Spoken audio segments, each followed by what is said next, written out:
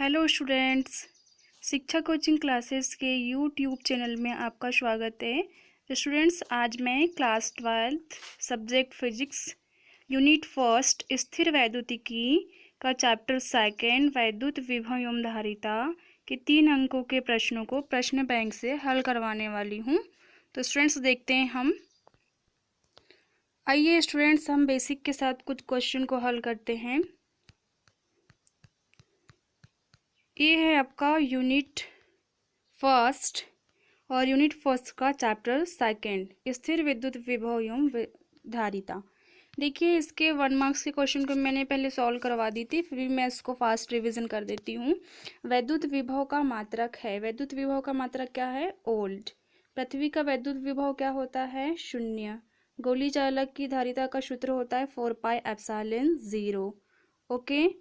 Next, संधारित्र के प्लेटों के मध्य वायु के स्थान पर कुचालक भरने से उसकी धारिता कैसी होती है? बढ़ती है। 2 संधारित्र को श्रेणी क्रम में जोड़ने पर प्रत्येक संधारित्र पर क्या समान होता है? तो आवेश समान होता है।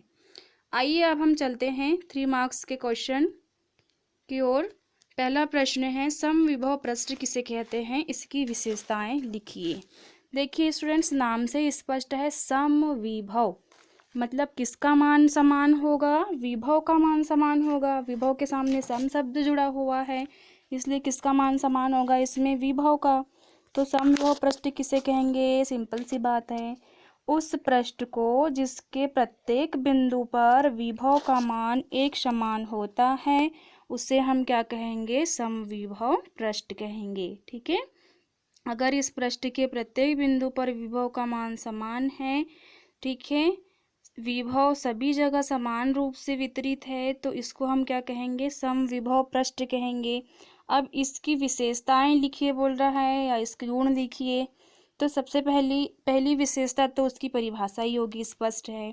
तो पहली विशेषता क्या हो जाएगी? आप मेरे साथ याद करती चलिए स्टूडेंट्स, लिखा तो आपके पास होगा ही, फिर भी आपको याद करना है। पहली विशेषता, समविभव पृष्ठ के प्रत्येक बिंदु पर विभव का मान कैसा रहता है? समान रहता है। ठीक है।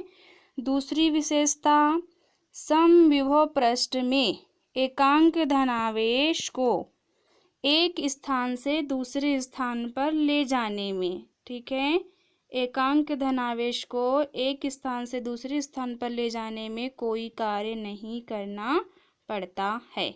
क्यों नहीं करना पड़ता भाई? कार्य कब होगा? जब विभवों में अंतर रहेगा, प्रत्येक बिंदु पर विभव का मान अलग अलग रहेगा, तो हमको कार्य करना पड़ेगा। पर यहाँ पर तो प्रत्येक बिंदु पर विभव का मान कैसे है? समान है, इसलिए आवेश को एक स्थान से दूसरे स्थान तक जाने में कोई कार्य नहीं करना पड़ता है।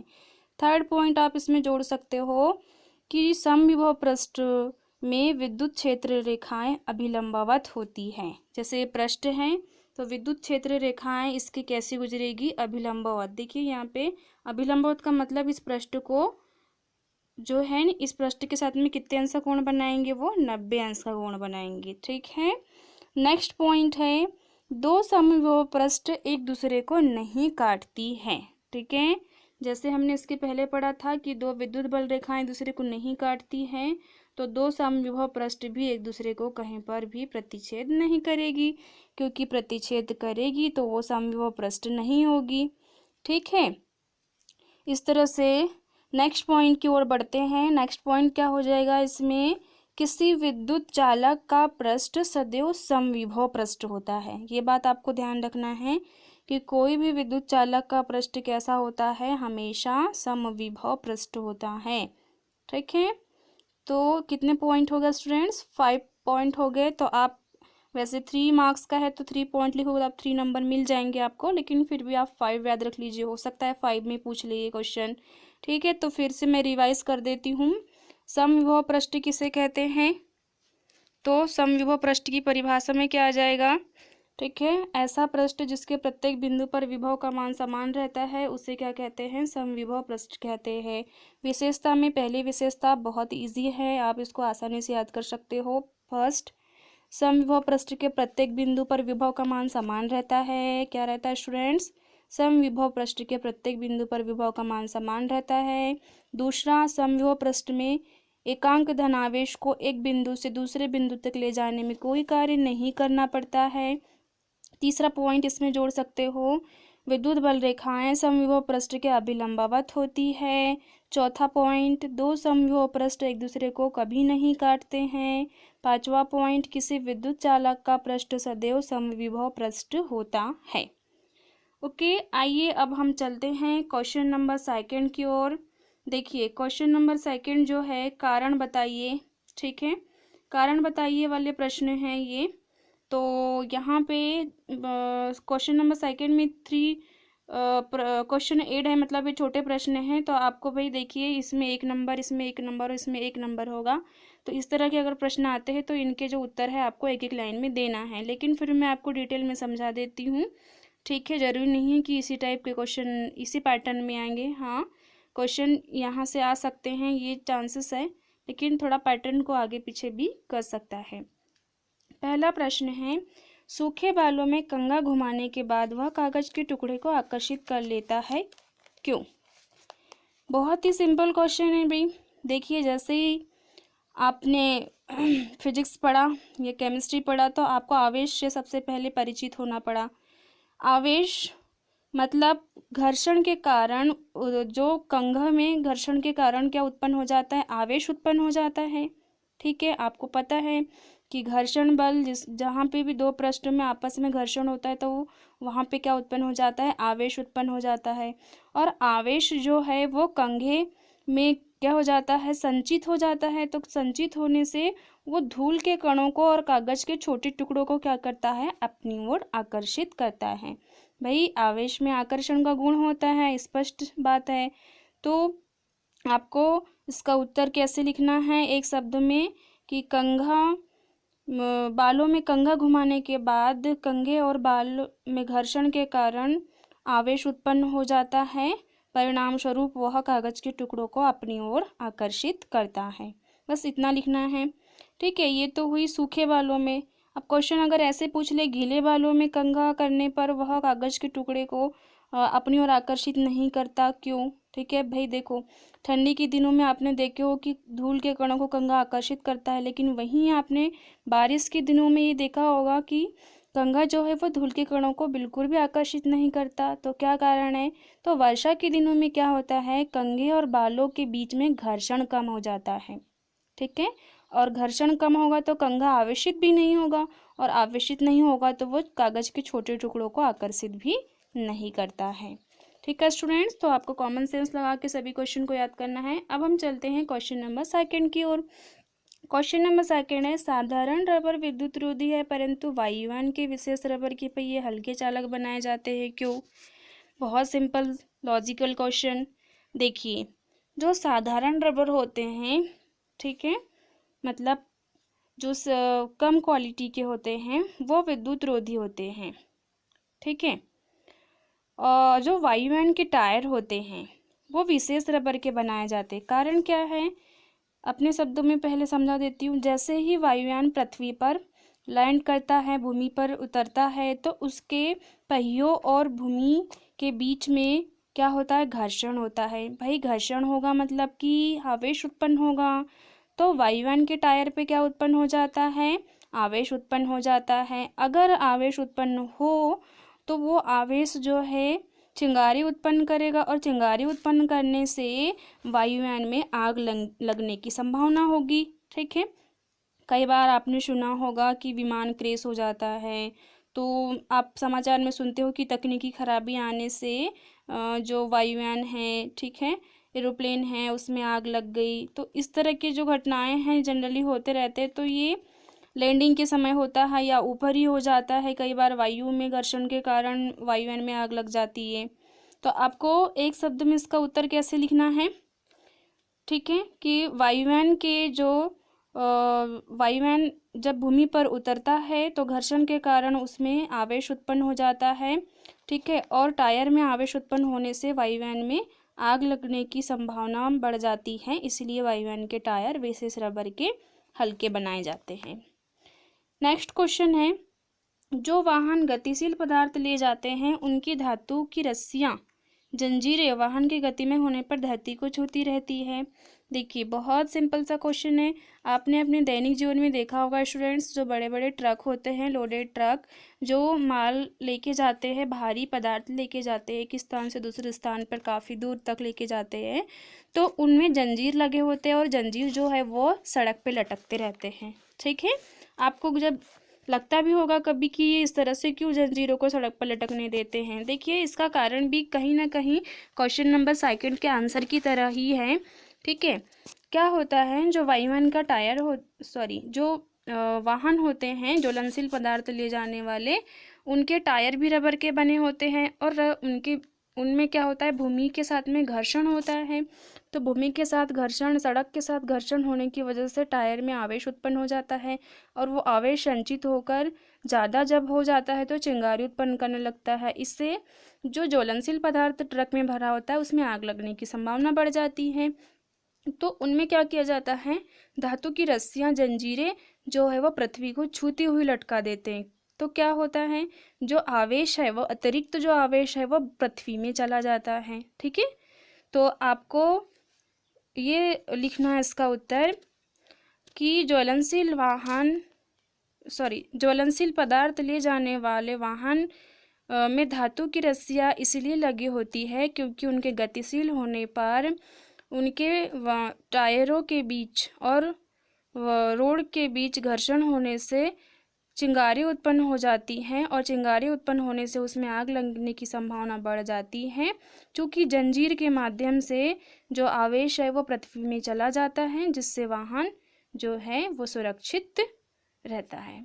ठीक है, अपने शब्दों में भी आप लिख सकते हो, कॉन्सेप्ट चेंज नहीं होना चाहिए।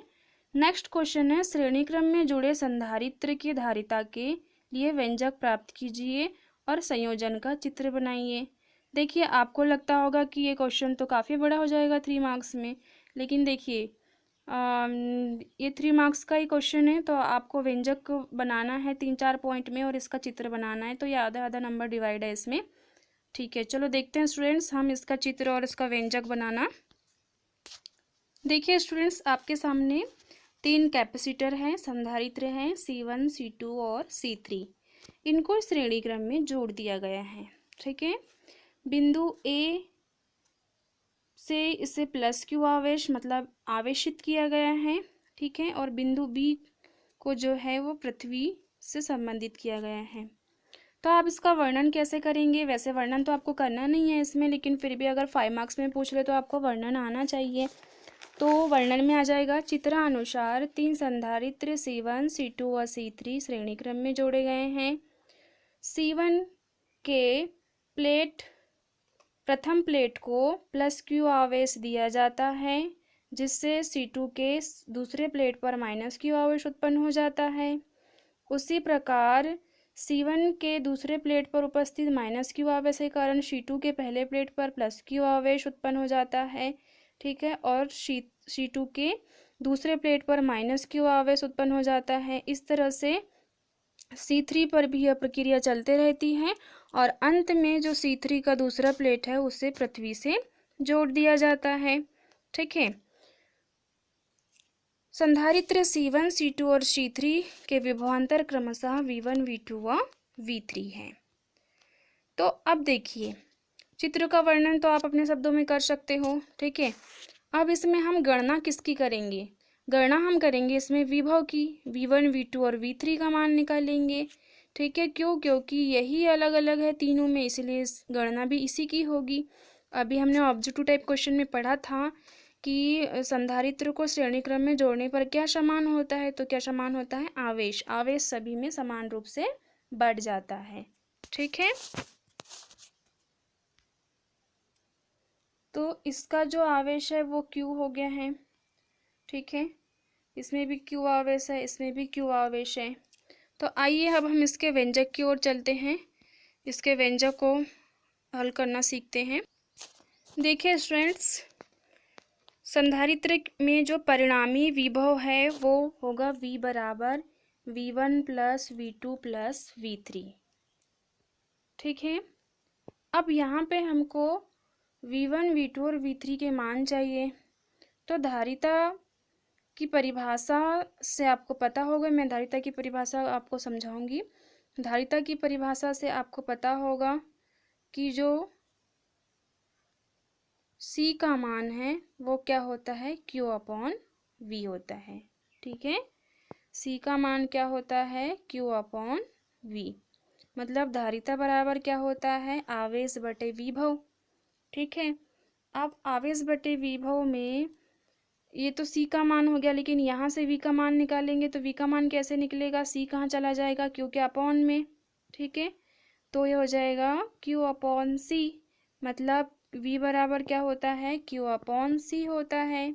ठीक है, आपको ध्यान रखना है। तो V का मान क्या हो जाएगा, Q अपॉन C। तो V1 का क्या हो जाएगा, V1 का मान हो जाएगा Q अपॉन C1। ठीक है, और V2 का मान क्या हो जाएगा, V2 का मान हो जाएगा Q अपॉन C2। और V3 का मान क्या हो जाएगा, तो V3 का जो मान है वो हो जाएगा Q अपॉन C3। ऐसा क्यों, क्योंकि देखिए ऐसा इसलिए होगा भाई, श्रेणी क्रम में जब हम जोड़ते हैं संधारित्र को तो आवेश सब में समान होता है, तो इसलिए हमको सभी जगह क्यू क्यू लिखना पड़ेगा। ठीक है, और धारिता तो अलग अलग होगी, C1 इसका C2 और तीसरे वाले का क्या हो जाएगा, C3। तो इस तरह से यहाँ पे अगर हम मान निकाले तो V1 का मान क्या निकल के आएगा, Q अपॉन C1, V2 का Q अपॉन C2 और V3 का क्या आएगा, Q अपॉन C3। अब ये तीनों मानों को कहाँ रख देंगे हम, समीकरण नंबर 1 में। ठीक है, देखिए अभी मैंने बताया आपको कि V का मान क्या होता है, Q अपॉन C। देखिए स्टूडेंट्स, जो Q है ना वो स्मॉल भी ले सकते हैं आप और कैपिटल भी ले सकते हैं, इससे कोई फ़र्क नहीं पड़ता। यहाँ पे स्मॉल Q लिया गया है तो आप स्मॉल Q भी ले सकते हैं। ठीक है, तो V का मान क्या होता है, Q अपॉन C। V1 का Q अपॉन C1, V2 का Q अपॉन C2 और V3 का Q अपॉन C3 होता है। ठीक है, तो इस तरह से हमने समीकरण नंबर 1 में इनके मान रख दिए। ठीक है, अब क्या करेंगे, मान रखने के बाद में यहाँ से Q को कॉमन ले लेंगे। ठीक है, जब Q कॉमन लेंगे तो आपको पता है कि अगली स्टेप क्या हो जाएगी हमारी, तो Q कॉमन लेने के बाद में यहाँ पे बचेगा 1/C1, सेकेंड स्टेप में बचेगा 1/C2 और थर्ड स्टेप में बचेगा 1/C3। ठीक है, अब इधर की Q से इधर का Q क्या हो जाएगा, कैंसिल हो जाएगा। ठीक है, तो अंत में यहाँ पे 1 बचेगा और ये यहाँ पे क्या बचेगा, 1/C1 plus 1/C2 plus 1/C3। ठीक है, तो ये है श्रेणी क्रम में जुड़े संधारित्र की धारिता का तुल्य धारिता का व्यंजक। ठीक है, अब देखिए आपके दिमाग में आ रहा होगा कि मैम ये तो बहुत बड़ा हो जाएगा 3 मार्क्स में, तो आपको क्या करना है, इसमें आपको ये जो हिंदी में जो थ्योरी लिखे हुए हैं ना इनको नहीं लिखना है आपको। ठीक है, हिंदी में जो थ्योरी लिखे हुए हैं आपको इनको नहीं लिखना है, क्योंकि अगर आप इनको लिखोगे तो आपको ज़्यादा टाइम लगेगा। आपको सीधे सीधे क्या करना है, ये लिखना है, उसके बाद में आपको ये मान निकालना है और ये मान आपको ठीक है पता ही है, फिर उसको आपको कहाँ रख देना है, सीधे सीधे इन दोनों को समीकरण नंबर 1 में, और आप Q को कॉमन निकाल के काट दीजिए तो आपका जो पॉइंट है वो ये मेन पॉइंट है।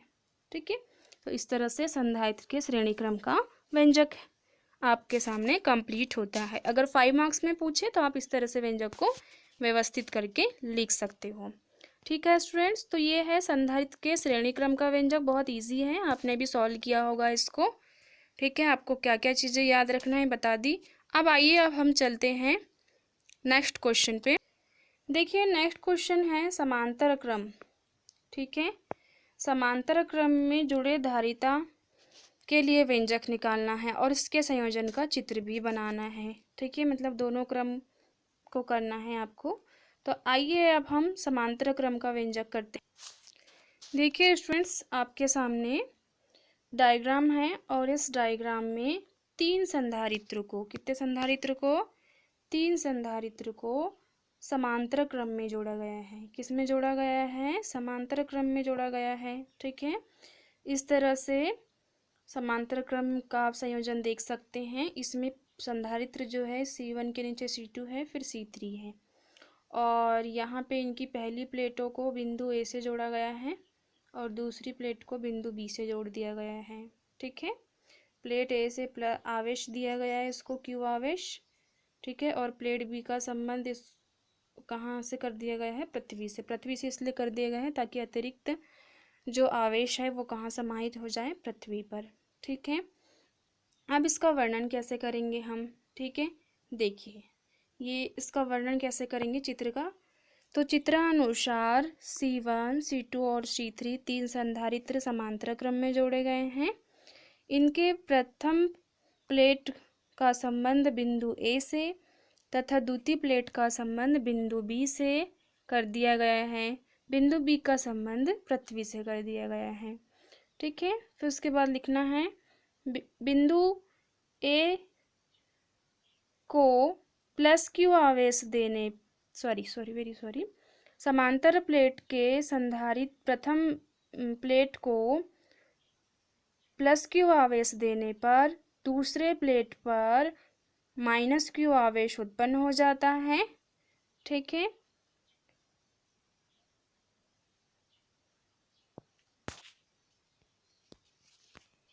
यह आवेश तीनों प्लेटों में अलग अलग बढ़ जाता है। ठीक है, पहले प्लेट में क्या हो जाता है, Q1 आवेश। ठीक है, दूसरे में Q2 हो जाता है और तीसरे में Q3। देखिए आवेश बढ़ गया ना अलग अलग, लेकिन विभव कैसा है यहाँ पे, सभी का विभव कैसा है, समान है। तो भाई देखिए जो समान है उसकी गणना क्यों करेंगे हम, जो असमान है उसी की गणना करेंगे। ठीक है, तो इसके पहले श्रेणी क्रम में असमान कौन था, विभव, इसलिए विभव की गणना किए थे। अब किसकी गणना करेंगे हम, अब हम गणना करेंगे आवेश की। तो आइए हम इसका व्यंजक देखते हैं स्टूडेंट्स। देखिए स्टूडेंट्स, अब हम यहाँ पे परिणामी आवेश की गणना करेंगे। ठीक है, तो परिणामी आवेश Q बराबर हो जाएगा Q1 plus Q2 plus Q3। Okay, Q1 plus Q2 plus Q3। परंतु हम जानते हैं कि जो Q इक्वल क्या होता है, C इंटू वी होता है ना। Q इक्वल क्या होता है, C इंटू वी होता है। ठीक है, इसीलिए Q1 बराबर क्या हो जाएगा, Q1 बराबर हो जाएगा C1V। ठीक है, Q2 बराबर क्या हो जाएगा, Q2 बराबर हो जाएगा C2V और Q3 बराबर क्या हो जाएगा, Q3 बराबर हो जाएगा C3V। ठीक है, अब ये C3V, ठीक है, हमने यहाँ पे V क्यों रखे भाई, क्योंकि आपको पता है कि यहाँ पर विभव का मान कैसे है, सब में समान है। अब हम इन मानों को कहाँ रख देंगे, इक्वेशन फर्स्ट में। ठीक है, इन मानों को हम कहाँ रख देंगे, इक्वेशन फर्स्ट में। तो इक्वेशन फर्स्ट में हम इनको मान को रखते हैं। ठीक है, तो देखिए Q का मान क्या है यहाँ पे, CV, और Q1 का मान क्या था, C1V, और Q2 का मान क्या था, C2V, और Q3 का मान क्या था, C3V। इस तरह से CV बराबर, यहाँ से हम किसको कॉमन निकाल सकते हैं, V को। तो V को कॉमन निकालेंगे तो यहाँ C1 बचेगा, C2 बचेगा और C3 बचेगा। V से V क्या हो जाएगा, कैंसिल हो जाएगा। ठीक है, तो C बराबर क्या आएगा यहाँ पे निकल के, C1 plus C2 plus C3। ठीक है, तो आपको लास्ट में लिखना है यही धारिता के समांतर क्रम संयोजन का व्यंजक है। ठीक है स्टूडेंट्स, तो ये आपका व्यंजक यहाँ पे कंप्लीट हो चुका है। अब हम आगे नेक्स्ट क्वेश्चन की ओर बढ़ते हैं। नेक्स्ट क्वेश्चन है क्वेश्चन नंबर 5, किसी चालक की धारिता से आप क्या समझते हैं, चालक की धारिता को प्रभावित करने वाले कौन कौन से कारक हैं। ठीक है, देखिए धारिता का मतलब क्या होता है, धारण करने की क्षमता। ठीक है, सबकी धारिता होती है। ठीक है, अलग अलग कामों को करने की सबकी अलग अलग कैपेसिटी होती है। ठीक है, कैपेसिटेंस, और संधारित्र को हम कैपेसिटर कहते हैं। तो धारिता का मतलब यहाँ पे अगर हम आवेश के लिए अगर हम देखें या वैद्युतिकी में हम देखें तो धारिता को कैसे परिभाषित करेंगे। चालक की धारिता की बात कर रहा है, ये किसकी धारिता, चालक। और भाई चालक मतलब कि वैसे तो चालक सबके लिए अलग अलग होंगे, लेकिन यहाँ पे आवेश को चलाने वाला चालक, ठीक है, यानी कि कोई तार हो सकता है, कोई धातु हो सकता है, तो इसकी धारिता। तो अब इसकी धारिता को कैसे परिभाषित करेंगे, तो इसकी परिभाषा लिखेंगे कि आवेश को धारण करने की क्षमता को चालक की धारिता कहते हैं। फिर से एक बार रिपीट कर देती हूँ, आवेश को धारण करने की क्षमता को चालक की धारिता कहते हैं। ठीक है, हम जानते हैं कि Q समानुपाती होता है V के। कैसे भाई, ठीक है, जैसे ओम का नियम देखे थे, ओम के नियम में V समानुपाती I था, ठीक है, वैसे ही Q समानुपाती V होता है। अर्थात किसी चालक का विभव उसके आवेश की मात्रा के अनुक्रमानुपाती होता है। जब हम यहाँ से अनुक्रमानुपाती चिन्ह हटाएंगे तो यहाँ पे एक नियतांक लग जाएगा और उसको हम C से प्रदर्शित करेंगे, जहाँ C क्या है, जहाँ C है धारिता। C क्या है यहाँ पे, तो C है धारिता, कैपेसिटेंस, ठीक है। तो इस तरह से आपको लिखना है चालक की धारिता की परिभाषा, उसके बाद में सूत्र लिख देना है जहाँ C एक नियतांक है जिसे चालक की धारिता कहते हैं। अब इसको प्रभावित करने वाले कारक, भाई स्पष्ट सी बात है, ठीक है। मैंने एक चीज़ आपको हमेशा बोला है कि जब भी किसी चीज़ को प्रभावित करने वाले कारक के बारे में लिखने के लिए बोला जाए तो हमेशा आपको उससे संबंधित एक सूत्र याद रखना है। जैसे मैंने अभी आपके लिए कुछ देर पहले लिखी कि Q बराबर C/V, यहाँ से हम C का मान निकालेंगे तो क्या निकल के आएगा, Q/V। अब इसी को प्रभावित करने वाले कारक की बात कर रहा है स्टूडेंट्स। तो देखिए भाई स्पष्ट है, जब हम सूत्र में देखेंगे तो जो ऊपर रहता है वो समानुपाती होता है और जो नीचे रहता है वो व्युत्क्रमानुपाती होता है। भाई ऊपर वाले को बढ़ाएंगे तो ये C भी बढ़ेगा, मतलब इस राशि को बढ़ाएंगे तो ये वाली राशि भी बढ़ेगी, और इसको घटाएंगे तब ही ये बढ़ेगी, इसको बढ़ाएंगे तो ये तो घटेगी। फिर क्यों, क्योंकि ये व्युत्क्रमानुपाती है।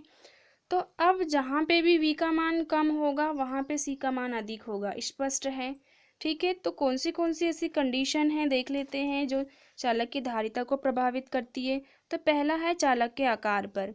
भाई स्पष्ट है, चालक का आकार बदलने से विभव का मान भी बदलेगा, है ना। तो अगर आकार को बढ़ाएंगे, किसी भी चालक के आकार को अगर हम बढ़ाएंगे तो विभव कैसा होता है, कम होगा।